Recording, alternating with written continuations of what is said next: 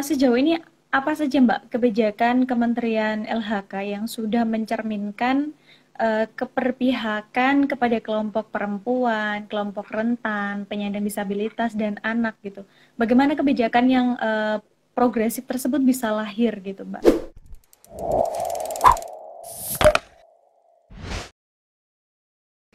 Baik, Assalamualaikum warahmatullahi wabarakatuh. Selamat malam kawan-kawan bercerita, bertemu lagi dengan saya, Aulina Umaza, dalam program Berbagi Cerita di Balik Berita episode ke-69. Dan program ini dipersembahkan oleh beritabaru.co setiap Selasa malam yang ditayangkan secara live melalui Instagram beritabaru.co. Dan malam hari ini kita bakalan berbincang-bincang santai dengan Mbak Ernawati Eko Hartono selaku PLT Kepala Bagian Kerjasama Dalam Negeri dan Hibah pada Biro Perencanaan Sekretariat Jenderal Kementerian Lingkungan Hidup dan Kehutanan atau KLHK. Mbak Erna ini merupakan sosok penting ya teman-teman dalam kelompok kerja pengarus utamaan gender, kelompok kerja PUG di KLHK. Wah, ini mungkin teman-teman yang sekarang sedang memperjuangkan gender, mungkin harus wajib hukumnya untuk menyaksikan live bersama dengan Mbak Erna pada malam hari ini. Lalu bagaimana cerita pengarus utamaan gender dan inklusi sosial tersebut terjadi? Mari kita simak nih obrolannya bareng sama Mbak Erna. Ini ada pertanyaan-pertanyaan yang mungkin akan kita sharingkan ya Mbak Erna terkait pengarus utamaan gender. Tema kita malam hari ini adalah pengarus utamaan GESI, Gender Equality, Social Inclusion dalam kebijakan lingkungan hidup dan kehutanan. Kementerian Lingkungan Hidup dan Kehutanan pada tahun 2019 ini berhasil menyabet Anugerah Prahita Eka Praya ya Mbak ya, dengan predikat mentor. Nah, menurut Mbak Erna nih, apa yang menjadi tanggung jawab yang harus dijalankan oleh KLHK sendiri setelah mendapatkan penghargaan tersebut, Mbak Erna? Pertama gitu ya, Iya. tentunya kami Mm-mm. ingin menyapa dulu Mbak teman-teman yang sudah bergabung di sini gitu ya. Halo teman-teman sobat gender dimanapun berada, selamat malam. Semoga semua dalam kondisi sehat di masa pandemi seperti ini ya. Nih, udah pakai headset saya. Jadi udah Yes, lumayan this ya Mbak good. ya? Iya, Udah iya ya? lumayan, lumayan. Sudah lumayan ya. Oke. Ya, pertama mungkin saya memperkenalkan diri terlebih dulu ya Mbak ya, walaupun tadi Mbak Aulina sudah memperkenalkan. Nama saya Ernawati Eko Hartono, saya dari Biro Perencanaan Kementerian Lingkungan Hidup dan Kehutanan. Keseharian saya itu menangani kerjasama dalam negeri dan hibah, dan tentunya juga menangani soal gender. Dan senang sekali Mbak, saya berada di sebuah ruang diskusi bercerita, berbagi cerita di balik berita ya, kalau nggak salah ya. Edisi 69 ini menjadi sebuah ruang gitu ya, ruang diskusi yang nantinya bisa memancarkan hal-hal baik terkait dengan cerita-cerita positif. Nah, tentunya nanti harapan kami juga ruang ini bisa menjadi sebuah jendela bagi para pihak untuk melongok gitu ya, apa sih yang sedang terjadi gitu ya, apa yang sedang diperbincangkan di sebuah birokrasi, khususnya di Kementerian Lingkungan Hidup dan Kehutanan, yang tentunya yang akan kita diskusikan malam ini adalah terkait dengan GESI, Gender and Social Inclusion gitu ya. Dan saya yakin juga teman-teman yang hadir di sini adalah teman-teman yang luar biasa yang ingin mendiskusikan atau memperbincangkan terkait dengan pengaruh utamaan gender gitu ya. Bagaimana solusi-solusi terhadap isu-isu permasalahan gender di lingkungan kerjanya masing-masing maupun di lingkungan hidup dan kehutanan. Dan malam ini juga kami ingin menyapa, ini ada Pak Hadi. Selamat malam Pak Hadi dan teman-teman berita baru.co yang telah memberikan kesempatan saya untuk berdiskusi, hadir di sini bersama dengan teman-teman. Ya, kami on time tadi, malah sebelum jam 19.30 ya Mbak Sebelum, ya. iya benar Mbak. Iya, iya, 10 iya. menit sebelum. Ya, ya, 10 menit sebelum. Ya, baik Mbak Aulina. Saya panggil Mbak Aulina ya.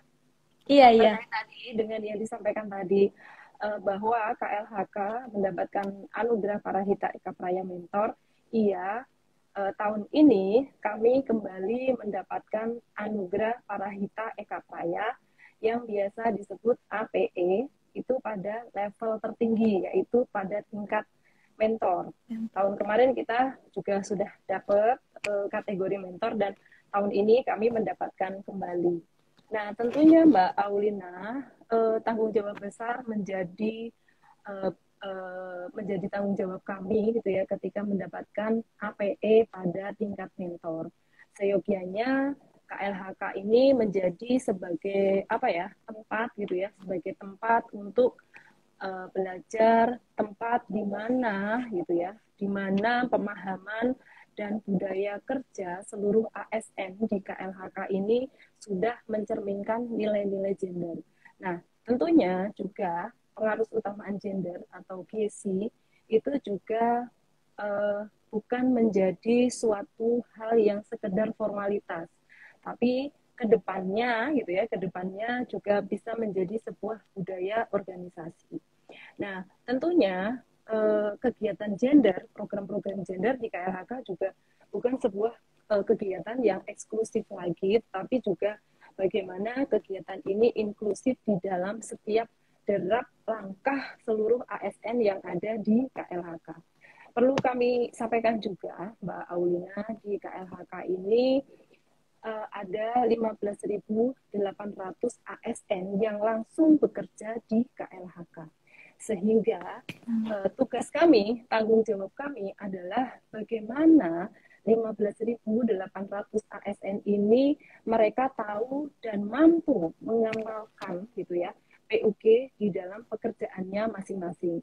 Nah, itu Mbak yang menjadi tanggung jawab kami saat ini ketika kami mendapatkan mentor. Nah, tentunya juga pesan apa tugas besar ya, tanggung jawab besar kami juga bagaimana mentransformasikan gitu ya dari kondisi yang netral itu menjadi nature gitu ya, menjadi sebuah budaya gitu ya, menjadi sebuah budaya. Dan tentunya harapan kami juga bagaimana gender ini diperbincangkan atau dipercakapkan secara kuat, secara masif di KLHK nantinya. Sehingga tanggung jawab kami juga itu ASN di KLHK itu semuanya memperbincangkan gender secara baik, secara sukarela, dan tentunya tidak ada paksaan, dan berbicaranya itu benar gitu loh Mbak terkait dengan gender. Itu yang menjadi tanggung jawab kami, Mbak Aulina. Ya, baik. Menurut Mbak Emma ya, mengapa KLHK ini pantas mendapatkan APE dengan kategori mentor gitu, Mbak? Apa prestasi terbaik yang sudah dilakukan KLHK terkait pengaruh utamaan gender, pemberdayaan perempuan, dan perlindungan anak gitu. Jadi selain pengoptimalan ASN di lingkup KLHK itu apa saja Ya, yang pernah dicapai KLHK? ya. Baik, terima kasih Mbak. Jadi beberapa prestasi ataupun kebanggaan itu apa ya, luar Bonus biasa ini. ya. Itu bonus dari kerja keras kita selama ini. Jadi Iya. beberapa mungkin bisa ini ya Mbak ya, bisa kami bagikan menjadi 7 kali ya, 7 komponen keberhasilan gitu ya, 7 indikator ataupun keberhasilan yang bisa dikatakan bahwa KLHK ini layak untuk mendapatkan mentor.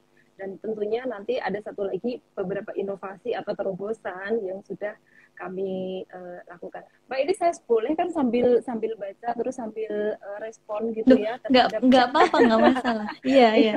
Iya, ini ada Sarah, Mbak Sarah Monica juga, selamat malam Mbak Sarah. Ya.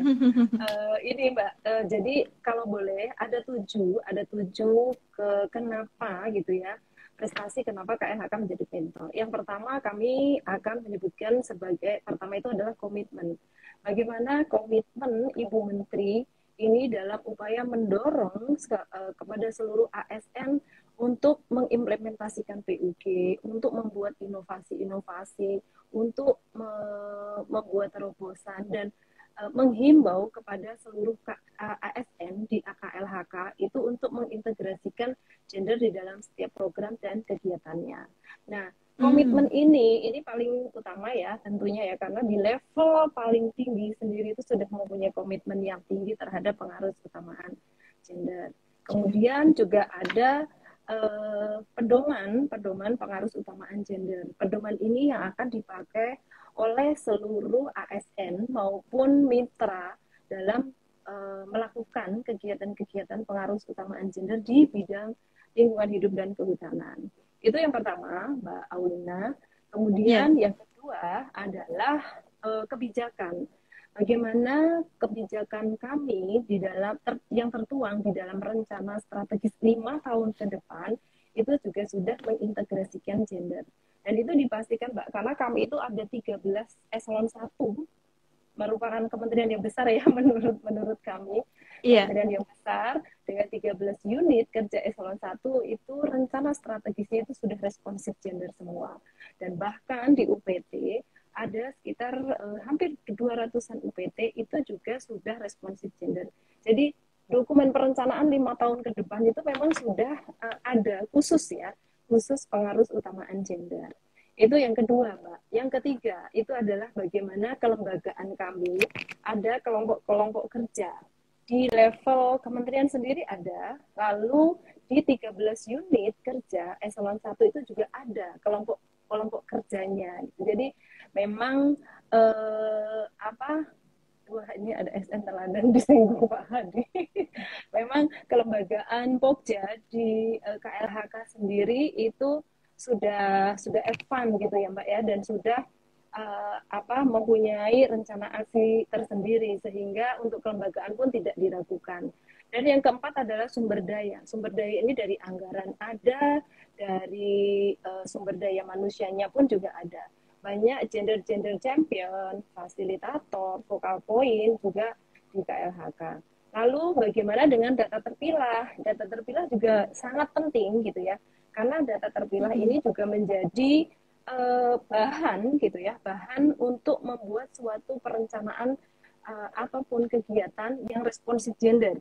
Kalau kita tidak punya data terpilah, bagaimana kita bisa mengintegrasikan atau merencanakan kegiatan-kegiatan responsif gender gitu ya. Jadi memang data terpilah ini menjadi hal yang patut kita bangga gitu ya. Ini juga menjadi salah satu prestasi kenapa KLHK menjadi mentor. Kemudian yang kelima adalah tools. Tools ini adalah beberapa panduan gitu yang sudah kita susun. Ada beberapa panduan data terpilah, monitoring dan evaluasi, dan masih banyak Mbak. Nanti kalau saya sebutkan kita nggak selesai. Kemudian bisa sampai jam 10 ya Mbak ya. Lalu ada partisipasi masyarakat. Itu juga kami dalam mengaruh utamakan gender tentunya tidak bisa bekerja sendiri, tentunya juga sangat dibantu oleh beberapa pihak ya. Dan kebetulan itu saya itu menangani kerjasama dalam negeri, Mbak Aulina dan Hibah gitu ya.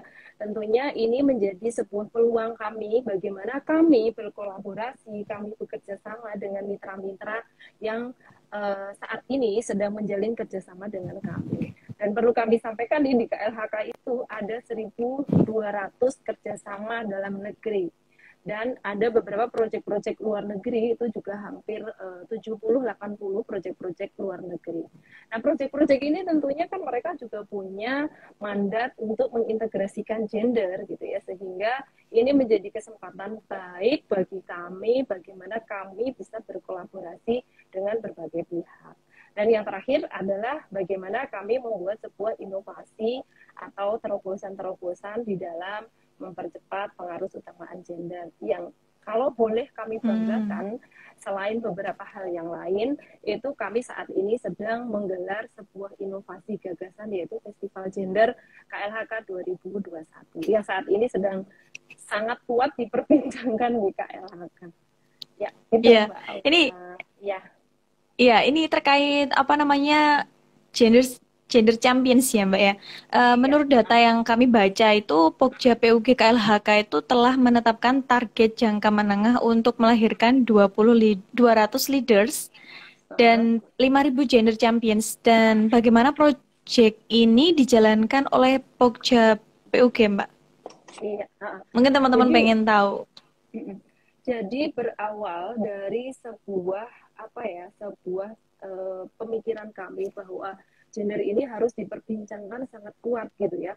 Bagaimana seluruh ASN ini nanti memperbincangkan gender.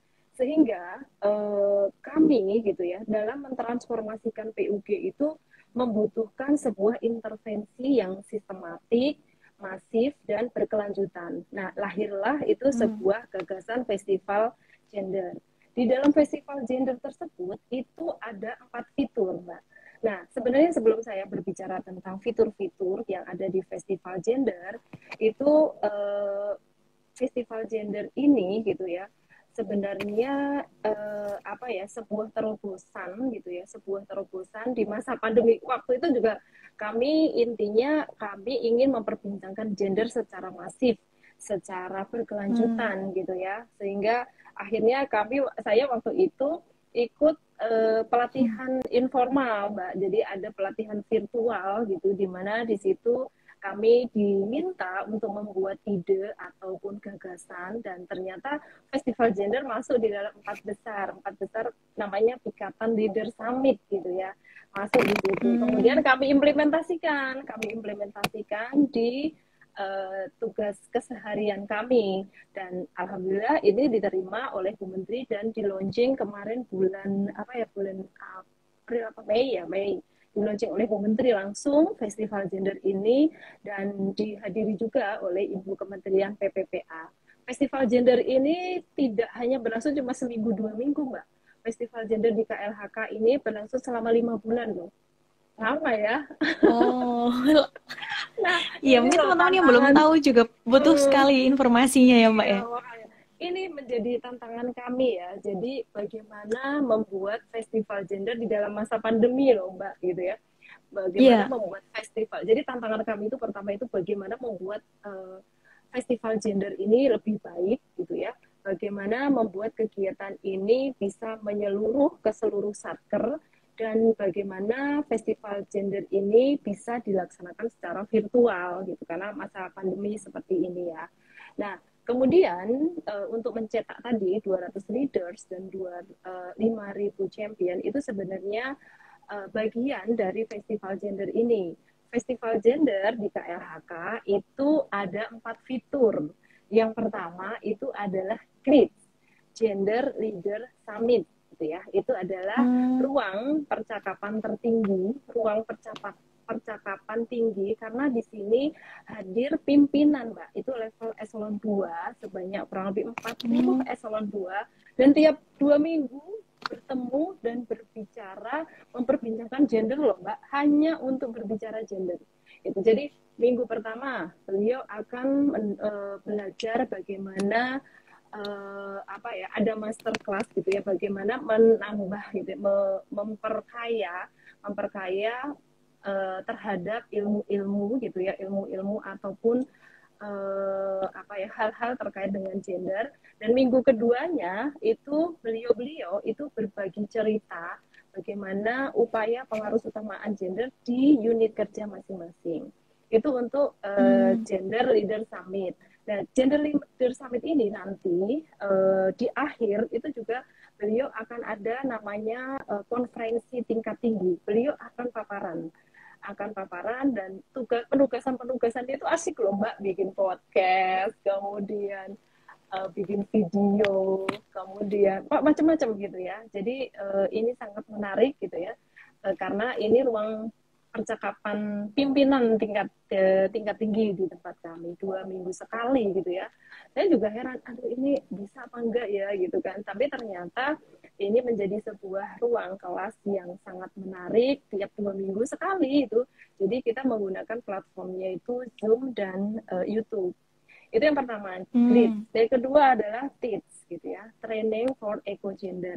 Nah, ini yang akan melahirkan kalau tiap tahun itu nanti 1.000 ya, 1.000 gender champion. Ini juga tiap 2 minggu sekali berdiskusi, bertemu, ada master class-nya, ada core skill-nya, dan ada soft skill-nya gitu ya. Ini Oke. terdiri dari level eselon 3 sampai kepada staf teknis, Mbak, di lapangan. Dan ini diikuti oleh 1.000 ASN di KLHK gitu. Kemudian yang ketiga adalah generation. Ini gender mainstreaming competition yang saat ini sedang kita selenggarakan. Nah, seluruh unit kerja di KLHK itu sedang mengikuti Mbak lomba gender saat ini. Dan sekarang hari ini selama 7 hari ke depan kami sedang memverifikasi dokumen-dokumen. Ada sekitar hampir 50 satuan kerja yang tersaring yang ikut masuk di dalam verifikasi dokumen yang ini nanti akan menjadi calon juara. Nah, nanti Okay. ini di akhir itu akan mendapatkan sebuah penghargaan. Kalau di level nasional tadi kan APE Mentor ya, Anugerah Parahita Eka Praya. Kalau di KLHK itu kita namakan penghargaan Wana Karya Wirapaksi.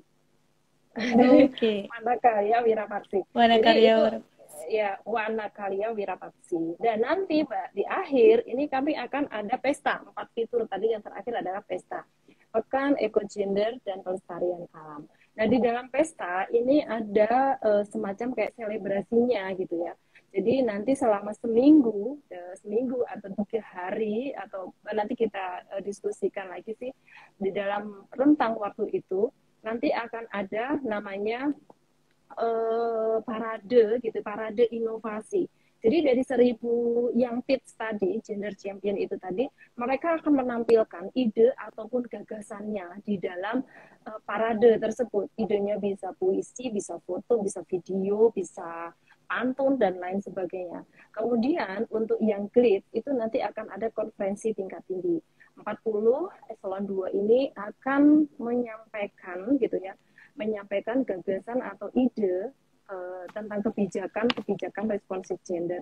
Dan yang terakhir tadi, lomba tadi, itu akan diberikan penghargaan Wanakarya Wirapaksi oleh Ibu Menteri. Nah, sehingga nanti di dalam pesta itu Mbak, kita akan membuat semacam apa ya, galeri gitu ya. Galeri yang berisi tentang inovasi atau gagasan-gagasan tadi dimasukkan dalam sebuah galeri yang tujuannya itu sebenarnya kami ingin menunjukkan gitu kepada dunia luar bahwa di KLHK ini ada perbincangan yang sangat kuat gitu terkait dengan gender. Nah, tadi untuk yang 200 sampai sama 5.000 ya Mbak ya. Tadi itu prosesnya ketika festival gender ini dilaksanakan setiap tahun, maka 4 tahun mendatang akan ada sebanyak 200 leaders di KLHK yang siap untuk membuat kebijakan yang responsif gender dan mempunyai komitmen yang tinggi terhadap pengarus utamaan gender. Itu tadi yang 200 tadi. Nah, untuk kedepannya 4 tahun mendatang ketika festival gender ini dilaksanakan, maka di KLHK akan ada 5.000 gender champion gitu. Jadi itu Mbak, kayaknya apa ya, itu baru Kementerian KLHK mungkin nanti yang akan mempunyai leaders. Iya, yang melakukan festival yang seperti itu ya Mbak ya. Iya. Ini festival yang langka juga loh, baru diadakan 5 bulan. 5 bulan ya Mbak ya? Selama 5 bulan kami mengadakan festival gender. Iya, festivalnya selama 5 bulan dan banyak sekali mungkin materi-materi yang disampaikan, tapi masih secara online gitu ya Mbak ya. Dan mungkin substansi yang paling ingin diperlihatkan itu nanti waktu selebrasi ya Mbak ya, waktu penyampaian inovasinya itu. Iya. Itu sebagai goal gitu ya Mbak ya. Iya, nanti di akhir dinamakan pesta ya. Itu akhir bulan November Mbak nanti. Karena kita meyakini ya Mbak, karena kalau belajar offline sepertinya kayaknya belum memungkinkan gitu ya. Iya, Sehingga benar. kami menggunakan platform YouTube dan Zoom karena kita juga ingin menjadi seorang pembelajar yang merdeka gitu ya Mbak ya. Karena kita tidak menuntut kehadirannya itu memang harus benar-benar di depan layar, kemudian harus mendengarkan dan lain sebagainya. Belajar itu bisa kalau memang di dalam YouTube, di dalam Zoom tidak bisa hadir, nanti bisa belajar di YouTube gitu. Jadi semua sudah ada di situ.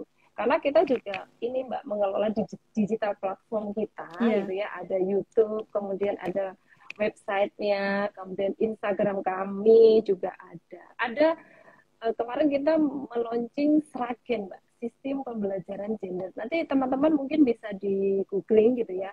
Sistem Bisa akses pembelajaran ya. gender KLHK. Iya, di situ bagaimana pengelolaan digital platform kita, dan di situ banyak sekali materi-materi yang bisa dipakai untuk belajar dan tentunya sangat informatif gitu.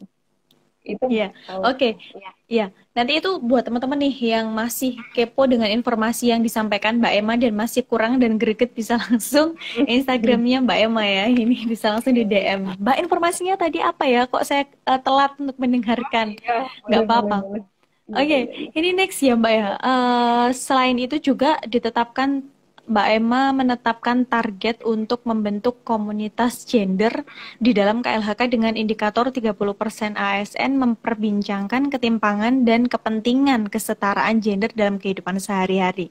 Padahal nih Mbak, jumlah ASN KLHK adalah 18.218 orang, di mana 74% diantaranya itu adalah laki-laki.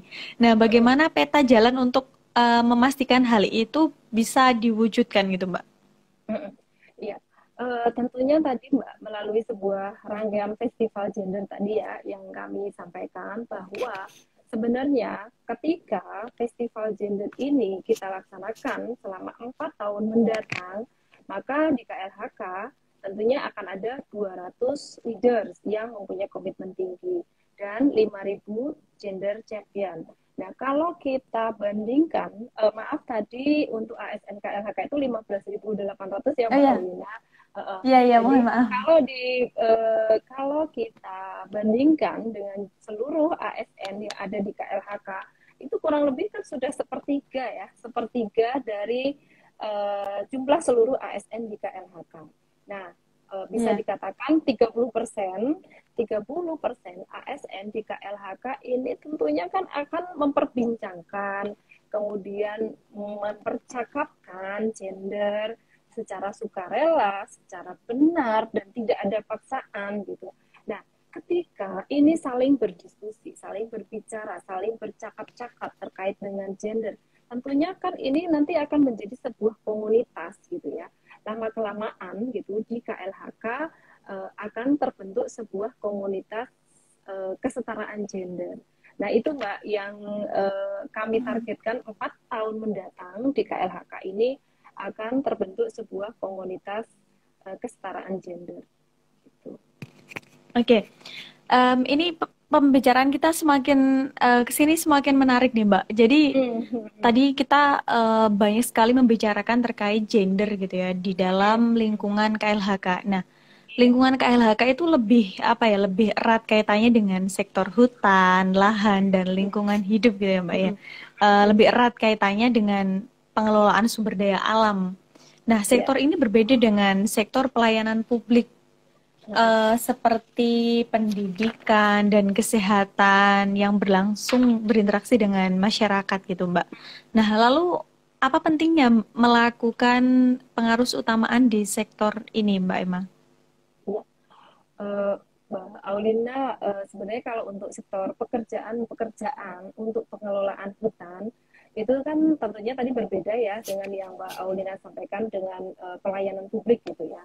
Nah, sebenarnya kalau kita melihat bagaimana pekerjaan-pekerjaan pengelolaan hutan itu tentunya sangat melibatkan laki-laki dan perempuan gitu ya. Mulai Iya. dari persiapan lapangan, kemudian bagaimana pembuatan bibit, kemudian bagaimana penanaman, lalu pemanenan. Pemanenan ini bisa kayu dan non kayu, dan yang ketiga adalah produksi dan bagaimana pengemasan sebuah produk hasil hutan bukan kayu dan kayu. Nah, tentunya gitu ya, ini sangat erat kaitannya dengan manusia, baik laki-laki maupun perempuan.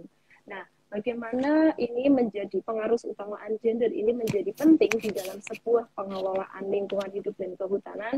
Tentunya kami ingin memastikan bahwa laki-laki dan perempuan itu mempunyai akses yang sama tentunya ya di dalam pengelolaan hutan, di dalam pekerjaan-pekerjaan pengelolaan hutan. Dan yang kedua adalah bagaimana partisipasi gitu ya. Apakah laki-laki dan perempuan ini mempunyai partisipasi yang sama gitu ya? Apakah mereka itu juga berpartisipasi semua di dalam pekerjaan-pekerjaan pengelolaan hutan. Kemudian yang ketiga, tentunya di dalam pengelolaan hutan ini kan harus memberikan manfaat ya untuk masyarakat. Nah, bagaimana nih laki-laki, bagaimana perempuan, apakah mendapatkan manfaat yang sama gitu ya terhadap terhadap hutan gitu ya, terhadap hutan baik kayu maupun non kayu. Dan yang terakhir adalah bagaimana apa ya peran gitu ya, kontrol, bagaimana mempunyai peran gitu ya, bagaimana laki-laki dan perempuan ini perbedaan perannya di dalam pengelolaan hutan ini sangat signifikan atau enggak gitu ya, sehingga kami di dalam pengelolaan hutan ini pengaruh utamaan gender menjadi sesuatu hal yang penting, Mbak. Tadi bagaimana aksesnya, bagaimana partisipasinya, bagaimana manfaat yang diterima, dan yang tentunya bagaimana peran kedua ini, laki-laki dan perempuan ini, apakah sudah sama atau memang ada sebuah ketimpangan. Itu Mbak Paulina. Ya. Oke. Nah, ini kita membicarakan terkait GESI gitu ya Mbak ya, gender dan social inclusion. Nah, sejauh ini apa saja Mbak kebijakan Kementerian LHK yang sudah mencerminkan keberpihakan kepada kelompok perempuan, kelompok rentan, penyandang disabilitas dan anak gitu. Bagaimana kebijakan yang progresif tersebut bisa lahir gitu Mbak? Kalau kebijakan tersebut bisa lahir, tentunya ini dari komitmen ya, Mbak Aulina ya tadi ya.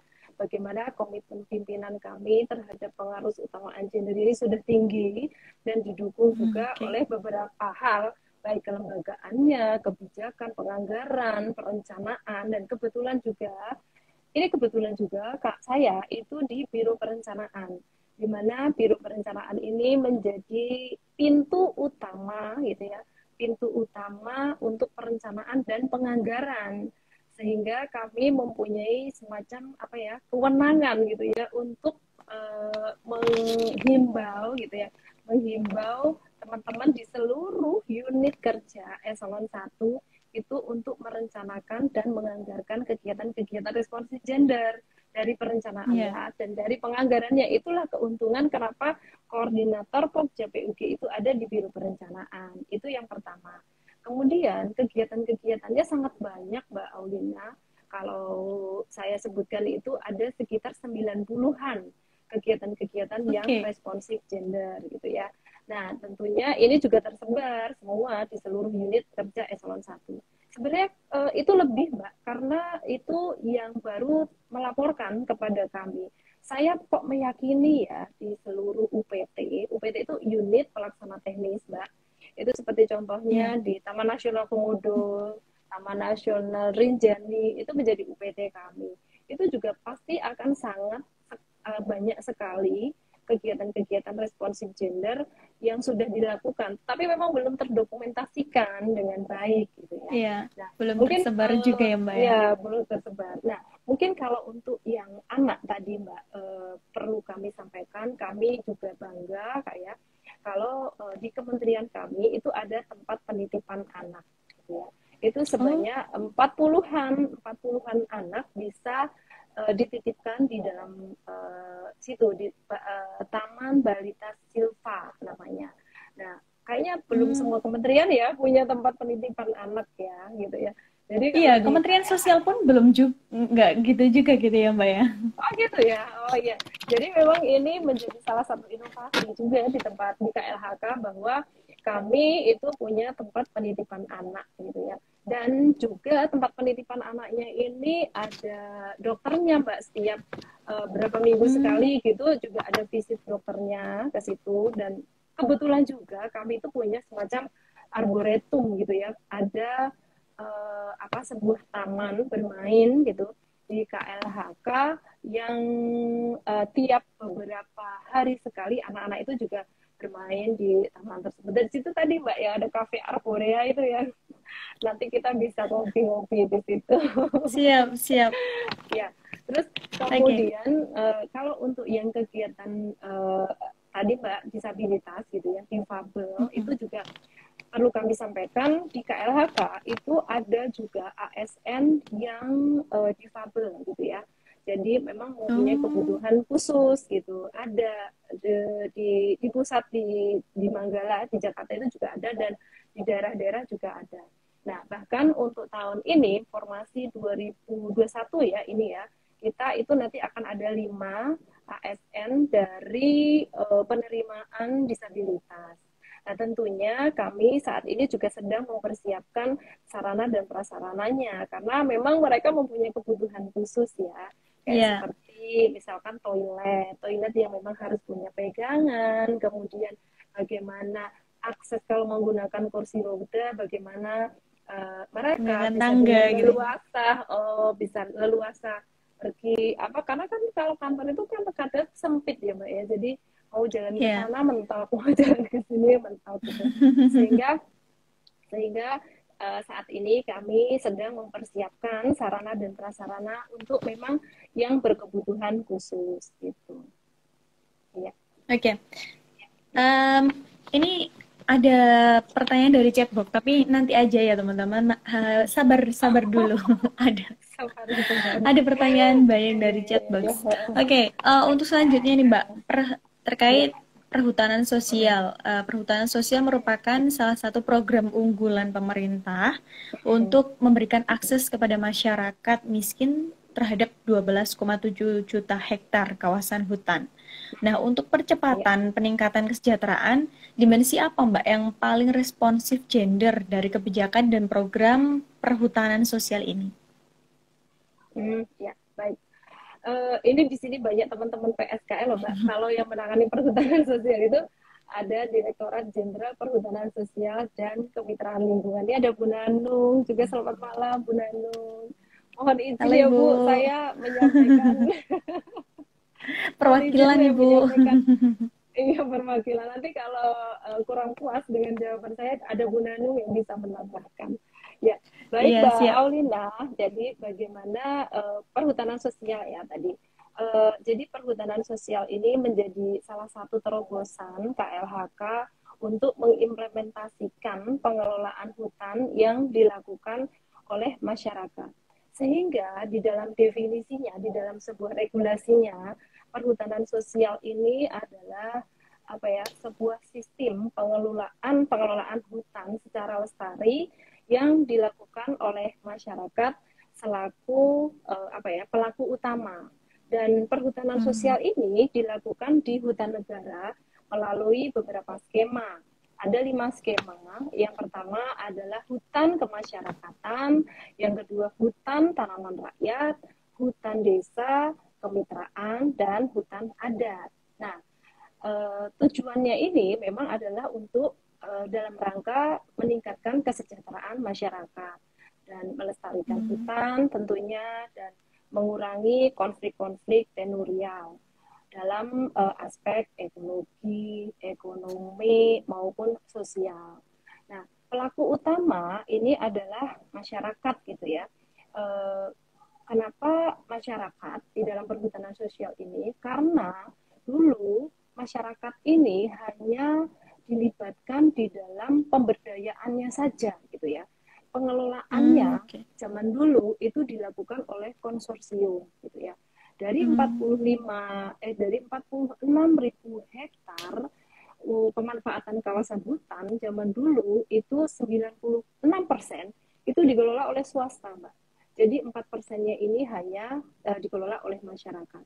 Tapi saat Masyarakat. ini kami ingin membalikkan gitu ya. Bagaimana sekarang masyarakat itu mendapatkan akses 28%, dan tadi swasta itu tadi tidak tinggi banget gitu ya, bisa bisa turun gitu ya.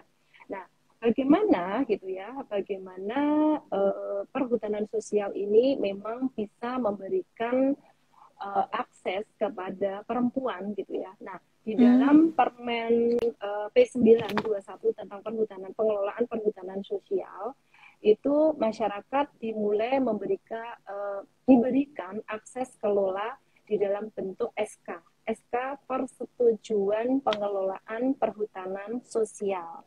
Nah, masyarakat yang diberikan akses ini di dalam permen tersebut itu sudah terstate gitu ya Mbak, bahwa masyarakat ini adalah laki-laki dan perempuan gitu ya. Perempuan. Ya, jadi laki-laki dan perempuan. Nah, SK ini berlaku selama 35 tahun dan itu juga masih bisa diperpanjang, dan tadi yang saya sampaikan memang benar-benar terstate Mbak, dan bahkan kami itu mengapresiasi gitu ya Direktorat Jenderal Perhutanan Sosial dan Kemitraan Lingkungan, karena semua regulasi Mbak, baik peraturan menteri, peraturan dirjen atau peraturan direktur, itu tuh semua itu sudah mengintegrasikan gender dan benar-benar terstate gitu di situ gitu. Kalau misalkan Oke. gitu ya, ada semua kurang lebih ada 21 ya peraturan gitu ya, yang di dalamnya itu benar-benar memang sudah terstate, misalkan tujuannya gitu. Tujuan perhutanan sosial adalah memberikan kesempatan yang sama baik untuk laki-laki dan perempuan, bahkan menyebutkan juga adalah kaum marginal maupun kelompok-kelompok tertentu gitu. Jadi ini menjadi apa Iya. ya, menurut saya direktorat yang Perhatian lebih ya, Mbak. iya, karena tidak semua direktorat itu di dalam regulasinya itu terstate benar-benar apa kegiatan untuk gitu ya, untuk mengintegrasikan gender. Tapi di PS kali ini memang benar-benar peraturannya gitu ya, peraturannya itu memang sudah sangat responsif gender.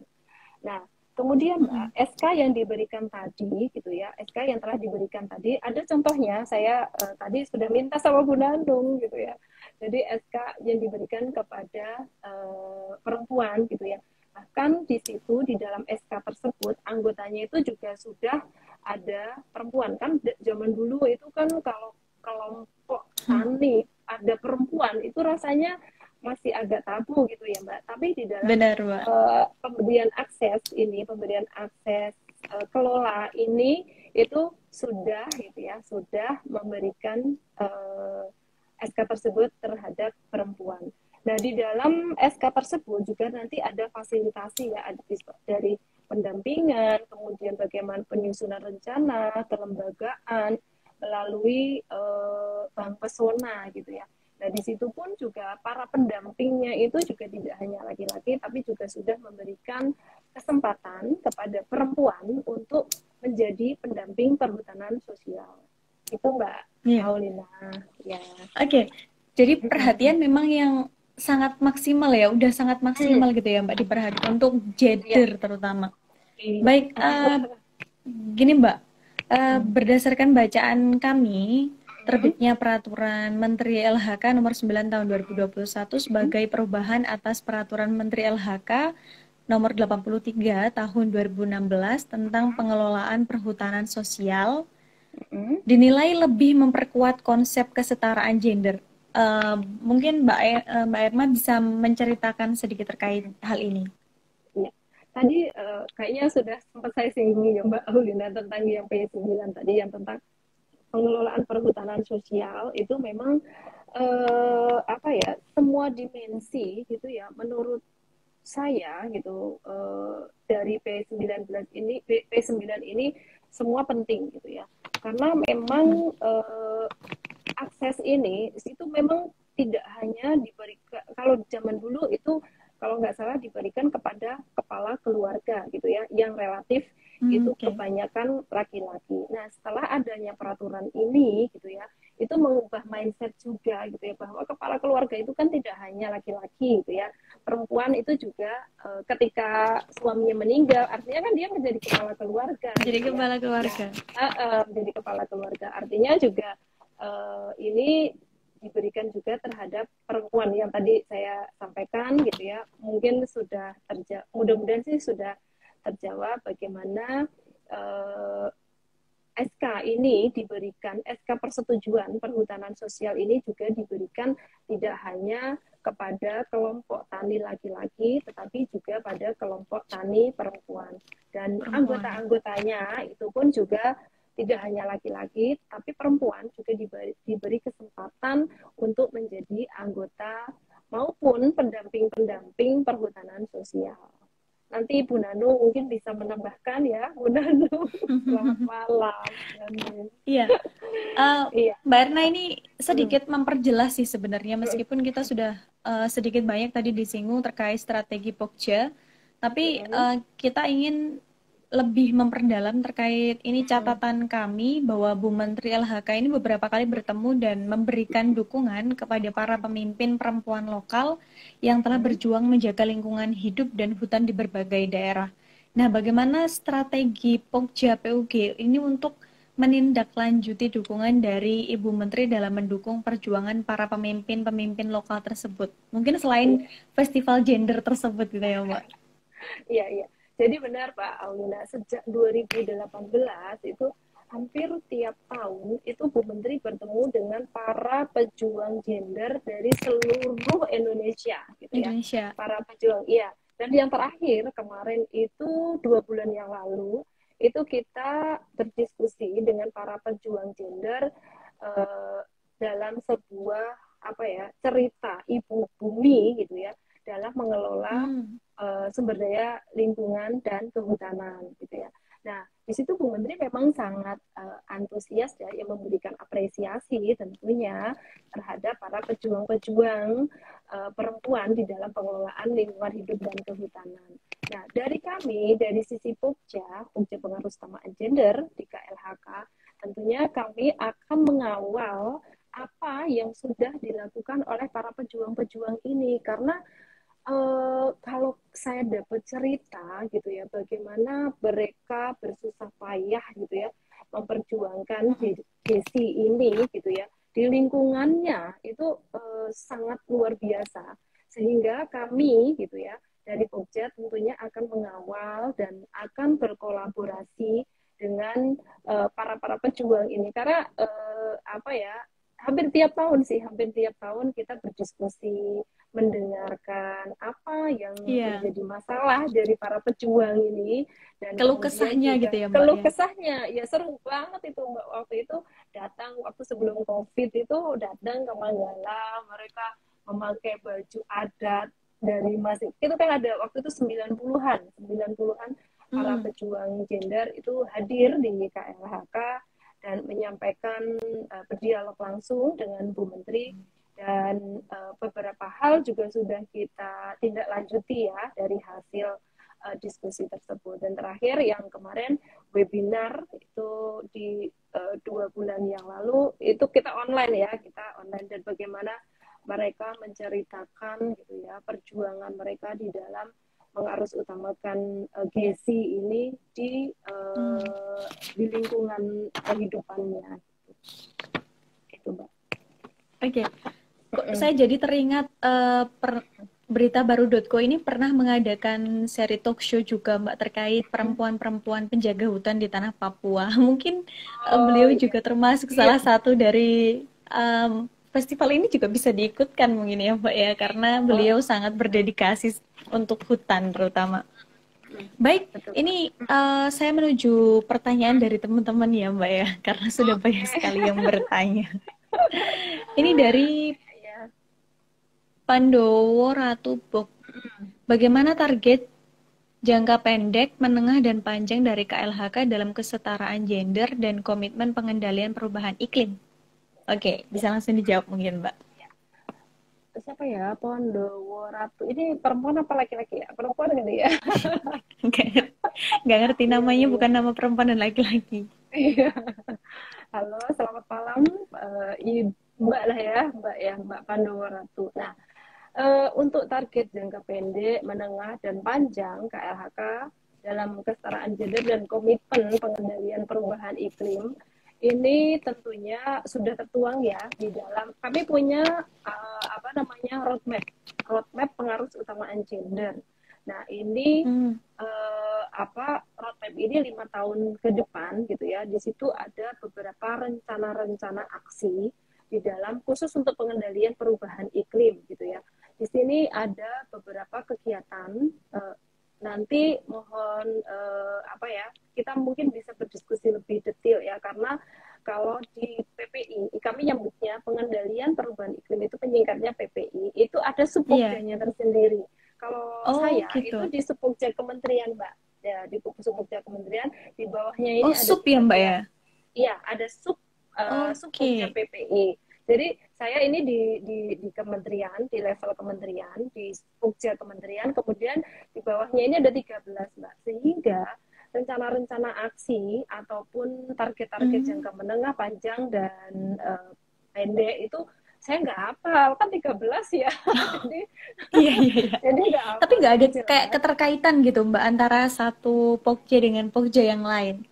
Oh, tentu ada, karena kan memang kegiatan di tempat kita itu satu kegiatan itu bisa dikeroyok oleh beberapa subpokja, Mbak. Jadi tidak Oh, berjalan gitu. sendiri-sendiri. Tentunya pasti ada. Nah, nanti untuk yang jangka menengah, pendek, dan panjang ini ada di dalam roadmap Mbak Mbak Pandowo. Hmm. Saya nggak hafal ya, saya nggak hafal karena ada 13 unit Ada kerja sup eselon ya? satu. Iya. Iya, ada 13 unit kerja eselon satu. Yang jelas di PPI, Dijen PPI itu memang ada beberapa program ya. Ada namanya program Kampung Iklim. Nah, itu juga menjadi salah satu program unggulan di KLHK, di mana program-program ini sudah mempertimbangkan bagaimana akses partisipasi gitu ya, baik laki-laki dan perempuan di dalam program pengembangan kampung iklim. Itu contohnya satu ya. Tapi secara Iya. detailnya bagaimana program jangka pendek, menengah, dan panjang nanti saya lihatin di roadmap-nya ya, karena saya nggak hafal. Iya. Iya, Jadi bisa DM lah. Bisa DM iya. langsung ke Mbak Ernanya. Bisa DM langsung nanti ke Kalau saya pengen kasih tahu kejelasan. roadmap-nya. Iya, Oke, betul. ini pertanyaan dari Mm-mm. chatbox, Mbak. Chatbox ada Kavizen ini, Mm-mm. bukankah? Oh, bentar-bentar. Mm-mm. Pertanyaannya dia tiga. Sebenarnya yang pas itu keadilan gender atau kesetaraan gender sih, Bu. Terus Mm-mm. pertanyaan selanjutnya, karena ini orangnya sama ya, Mbak, jadi tak bacain sekalian. Mm-mm. Itu tadi yang pertama, sebenarnya yang pas itu keadilan gender atau kesetaraan gender sih, Bu. Kedua, dalam pengelolaan hutan, kenapa cewek cowok harus sama? Ketiga, bukankah secara fisik biologis keduanya memiliki kelebihan dan kekurangan yang tidak bisa disamakan? Ya, oke. Saya akan berbicara tentang keadilan dan kesetaraan dulu ya, Mbak Aulia ya. Mm-mm. Karena Yang berbicara lebih gender, mendasar mungkin, Mbak ya. ah, ah, ah, ah. Karena berbicara gender itu tidak bisa sepotong-sepotong gitu ya. Iya, nggak Kalau bisa laki-laki bicara dan perempuan aja. Jadi kalau berbicara gender sepotong-sepotong nanti akan menimbulkan persepsi yang lain gitu ya. Sehingga Iya, secara benar. dasarnya dulu ya, secara dasarnya itu bahwa keadilan dan kesetaraan yang benar yang mana gitu. Ya benar dua-duanya gitu. Karena memang di dalam mengarus utamaan gender itu nanti goalsnya adalah keadilan dan kesetaraan. Nah, keadilan itu apa gitu ya? Keadilan itu adalah bahwa gender itu adalah merespon kebutuhan yang berbeda antara laki-laki dan perempuan. Itu dari sisi keadilan gitu ya. Bagaimana kita mempunyai kebutuhan tentunya akan berbeda ya, laki-laki dan perempuan. Nah, kebutuhan yang berbeda antara laki-laki dan perempuan, dan sekarang nih kalau berbicara gender itu tidak hanya berbicara laki-laki dan perempuan, tetapi juga Benar. bagaimana berbicara tentang inklusif ya. Inklusif ini lansia, kaum difabel, anak, kaum marginal gitu ya. Jadi berbicara Mm-mm. gender, teman-teman saat ini sudah tidak berbicara hanya laki-laki dan perempuan, tetapi juga Lebih kompleks ya, berbicara Mbak ya. iya, karena di dalam SDGs kita itu kan juga ada no one left behind gitu ya. Tidak ada satupun yang tertinggal di dalam pembangunan nasional. Sehingga berbicara gender sekarang lebih luas gitu ya. Berbicara Benar. laki-laki, perempuan, anak, difabel, kaum marginal gitu ya.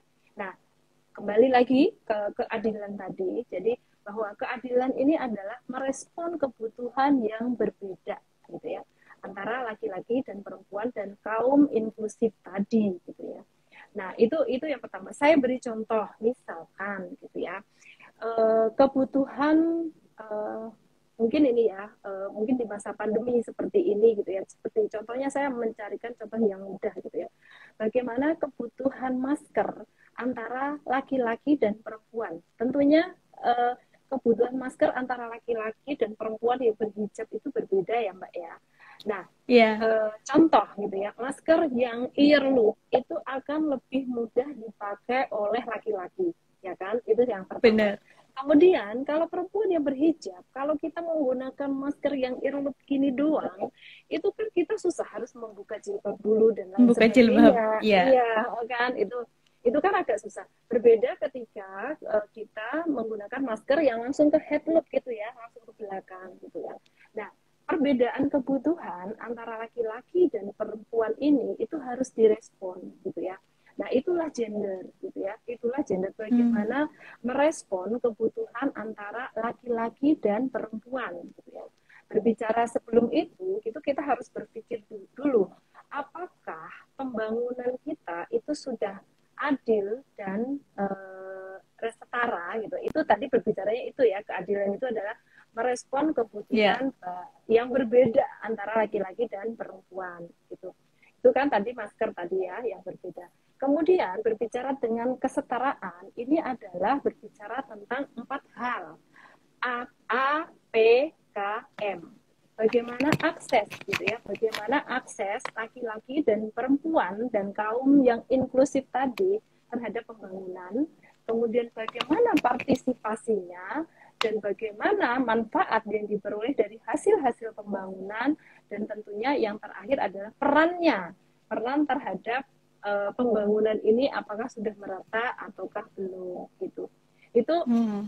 sebenarnya yang disebut keadilan dan kesetaraan. Tapi Keadilan. sebenarnya kalau untuk berbicara gender ini Mbak, ini 6 jam ke depan itu untuk apa ya, membuka wawasan Belum itu selesai ya, belum Mbak. cukup. Ya, jadi Iya, saya bener. takut gitu ya, saya takut gitu ketika menjelaskan ini tidak pesan saya tidak sampai gitu ya, sehingga Bener. nanti persepsinya berbeda gitu. Tapi alangkah lebih baiknya nanti teman-teman bisa lihat ya di digital platform kami bagaimana kami menguraikan konsep gender itu apa, kemudian analisis, PPRG dan lain sebagainya itu sudah ada semua di digital platform kami.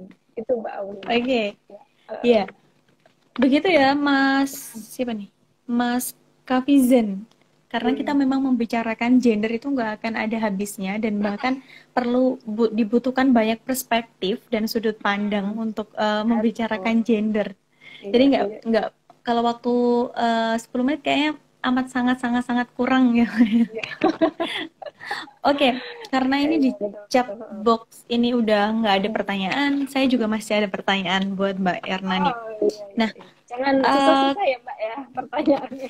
nggak Mbak, ini bukan soal ujian kok. Oh, Oke, iya, iya. kawan-kawan bercerita, tahun ini Mbak Erna ini masuk sebagai salah satu nominasi ASN Teladan Lingkup KLHK tahun 2021. Nah, bagaimana caranya Mbak Erna ini mempromosikan prestasi dan bagaimana juga cara publik maupun jaringan kerja Mbak Erna untuk memberikan dukungan karena masuk nominasi ASN. Wah, keren banget ini Mbak Erna. Bocoran dari mana sih? Iya, iya, Mata-mata iya. kita banyak ya Mbak. Aduh, ya ampun, jadi nggak enak ceritanya. Iya, teman-teman, alhamdulillah ini kemarin saya mengikuti seleksi untuk ASN Teladan di Kementerian LHK. Dan memang ada 4 kategori, kategori eselon 1, eselon 2, dan ASN inspiratif dan apa ya, future leader gitu ya. Jadi saya Hmm. masuk ke kategori ASN inspiratif. Nah, kenapa bisa apa tadi Mbak, festival apa tadi, saya kok agak lupa ya. Bagaimana dukungan Oh ya, dukungan dari rekan kerja dari teman-teman Mbak R? ya.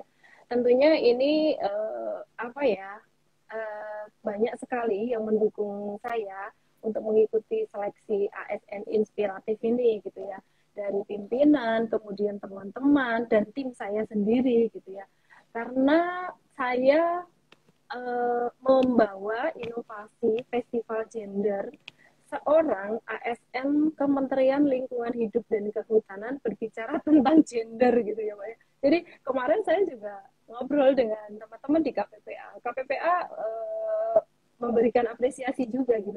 Wah keren ya orang Hmm. KLHK, orang lingkungan hidup dan Bisa-bisanya gitu kehutanan ya Mbak membuat bisa-bisanya festival gender. bisa-bisanya gitu ya membuat inovasi gender gitu ya. Nah, itu apa ya menjadi sesuatu hal yang menarik mungkin bagi tim sel Benar. ketika ketika memilih saya karena sebenarnya kalau gender ini Mbak Aulina itu bukan menjadi tusi utama di saya. Itu Hmm. menjadi tugas tambahan bagi saya dan tim gitu ya. Dan bagaimana kami mempromosikan bukan mempromosikan ya mencari dukungan mungkin ya. Nah ini malah kesempatan yang bagus ini Mbak gitu. Ini kan banyak nih yang hadir nih di sini gitu ya. Mohon Siap dukungannya mendukung Mbak ya. Erna. Mohon dukungannya supaya saya bisa menjadi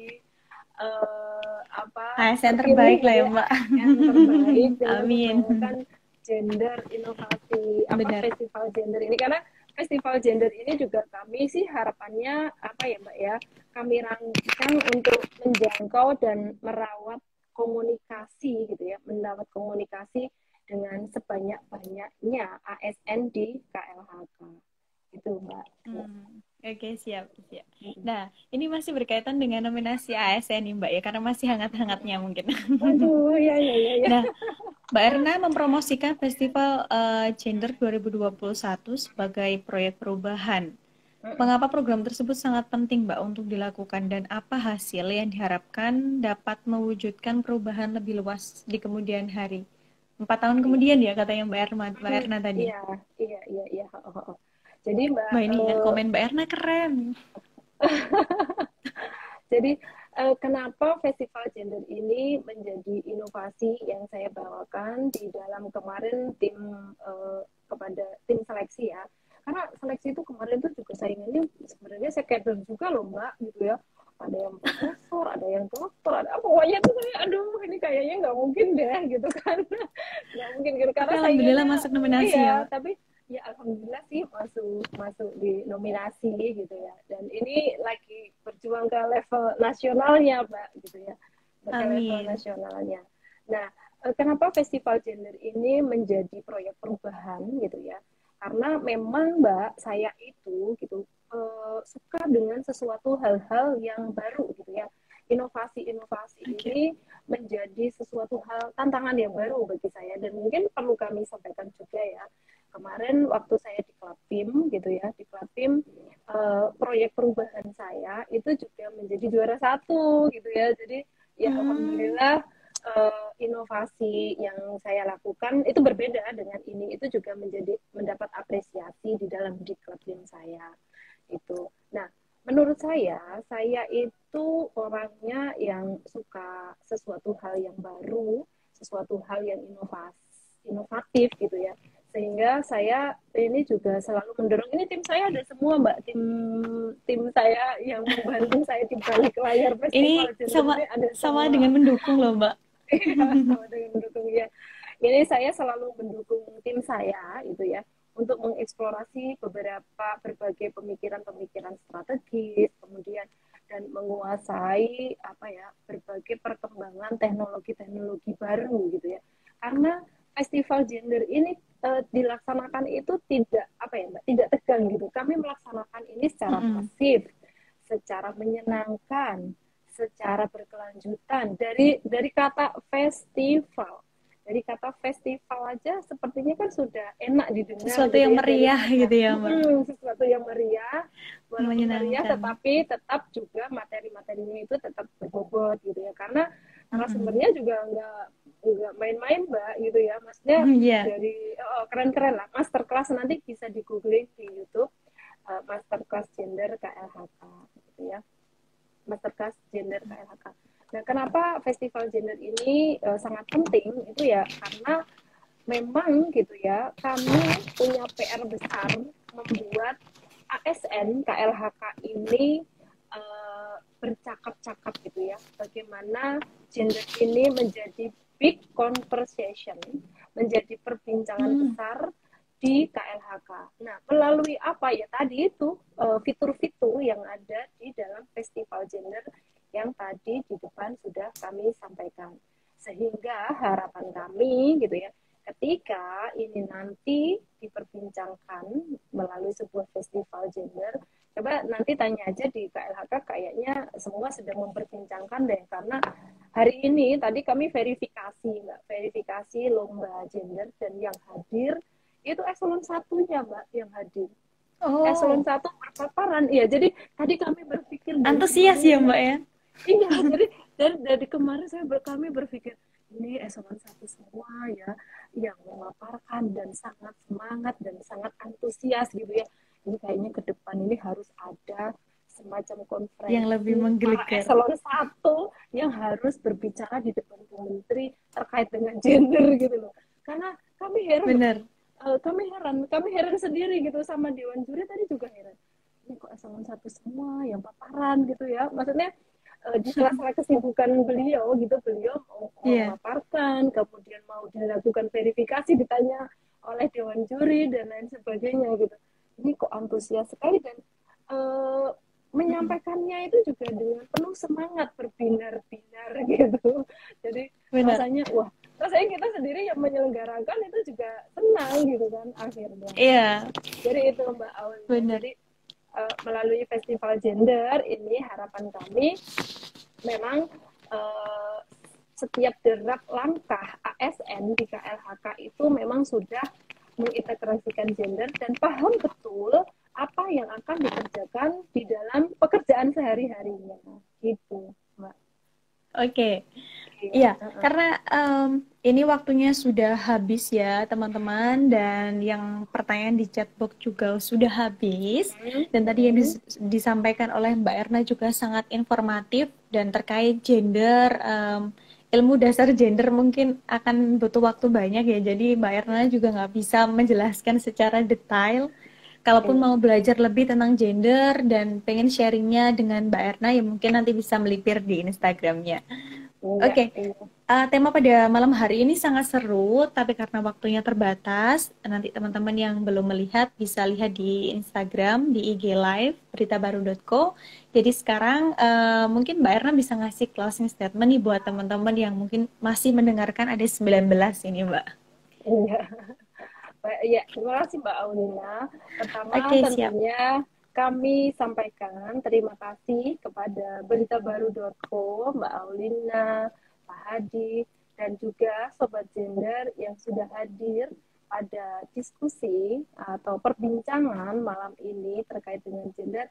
Tentunya kami sampaikan terima kasih dan mohon maaf jika ada yang tidak berkenan, dan kami ingin meng-highlight kembali gitu ya Mbak ya, bahwa gitu ya ke depan itu saya meyakini bahwa festival gender dengan 4 fitur tadi, ada grit, tips, generation, dan pesta, ini bisa menjadi sebuah strategi yang masif, yang inklusif, dan menyenangkan untuk membangun sebuah percakapan besar di KLHK yang bisa mengubah kondisi dari kondisi yang netral gender menjadi sebuah kondisi yang nature gender, menjadi sebuah kebudayaan di dalam organisasi tersebut. Nah, sebelumnya Mbak Aulina, kalau saya itu kan suka pantun ya, boleh saya mengakhiri dengan pantun? Boleh dong, Nanti boleh. tolong bilang cakep-cakepnya ya. Oke, saya yang bilang, Mbak. Oke, bilang Mbak Aulina. Nanti dibalas ya pantunnya ya. Siap. Ya, ya. Jalan-jalan ke kota Jakarta, Cakep. tidak lupa mengajak orang tua. Senang Cakep. sekali saya bisa berbagi cerita bersama Berita Baru dan teman-teman semua. Ya. Cakep banget, Mbak Erna. Satu lagi, Keren satu banget. lagi. Oke, satu lagi itu dibalik Ya. cakep. Jalan-jalan ke pasar membeli durian. Terima Cakep. kasih semua yang hadir di sini, semuanya keren-keren. Ya. Oke, terima kasih Mbak Erna. Kirain Ya. belakangnya bakalan jadi duda keren gitu ya Mbak. Habis duren ternyata enggak. Oke, sekali Baik, ya. terima kasih Mbak Erna sudah berbagi dengan Berita Baru pada malam hari ini dengan bercerita episode ke-69. Jadi demikian ya teman-teman perbincangan kami semua dengan Mbak Erna, salah satu perempuan yang saya anggap inspiratif lah ya buat teman-teman untuk bisa mengeluarkan ide-ide briliannya, terutama untuk Indonesia. Semoga obrolan kita dapat bermanfaat untuk teman-teman semuanya, terlebih untuk saya juga. Mohon maaf kepada Mbak Erna apabila ada salah kata tadi selama diskusi. Mohon maaf. Jadi rekaman tayangan ini akan kami tampilkan di IG Live beritabaru.co. Sekali lagi buat teman-teman yang belum sempat untuk melipir tadi ya. Jadi bisa ditonton di IG Live beritabaru.co. Baik, jangan lupa untuk subscribe, like, dan share di YouTube beritabaru.co. Nanti akan diupload di YouTube-nya juga. Baik, terima kasih kawan-kawan bercerita. Kasih. Wassalamualaikum warahmatullahi wabarakatuh. Waalaikumsalam warahmatullahi wabarakatuh. Terima kasih Mbak Aulina Sampai dan jumpa ya Mbak Erna. pembagiannya. Sampai jumpa ya.